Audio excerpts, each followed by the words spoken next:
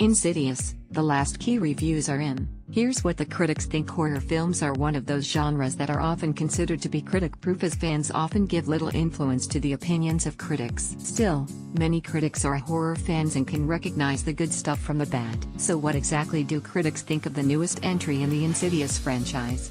Well, unsurprisingly, a lot of critics aren't particularly impressed with the fourth installment of the series, The Last Key, though there are a few bright spots for the horror aficionado. Our own Connor Schwertfeger, who knows a thing or 10 about good horror movies, gave the film 2.5 stars and says that fans of the Insidious films will be largely disappointed by the new entry. Though skillfully directed, Insidious, The Last Key isn't as good as previous entries. Scares come hard and fast, but they're underserved by a paper-thin plot and characters. According to Connor, if you simply go to horror movies for the scares, Insidious, The Last Key will certainly provide them. If, however, you find that horror is escalated by getting invested in the plot or the characters of the story, the new film may leave you wanting. The Hollywood Reporter has a similar opinion, and while it does call the film fan-pleasing, it also calls most of the scares cheap. It has been the case since the first film. This one centers on shock cuts and sudden appearances of figures in the shadows. While the franchise's technical overkill may have mellowed over time,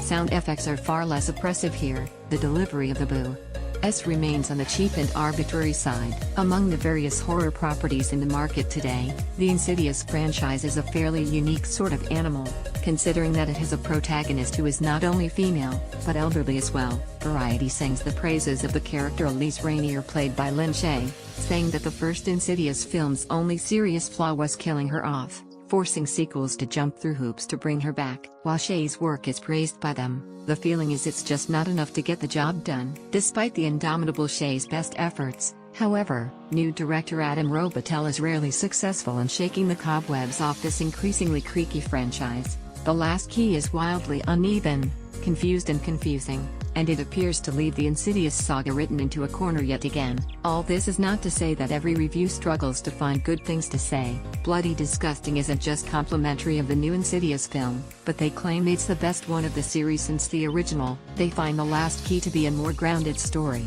making it more than simply a scarefest. What started out as an admittedly frightening but altogether playful horror franchise has now morphed into a shockingly insightful commentary on the abuse that so many people have been dealt at the hands of those they hold dear. There are always going to be different opinions when it comes to film, but the general work on Insidious, The Last Key seems to be that. If you're looking for something to scare you, the movie will provide that, though, depending on your perspective, it may not give you much else. Please enable JavaScript to view the comments powered by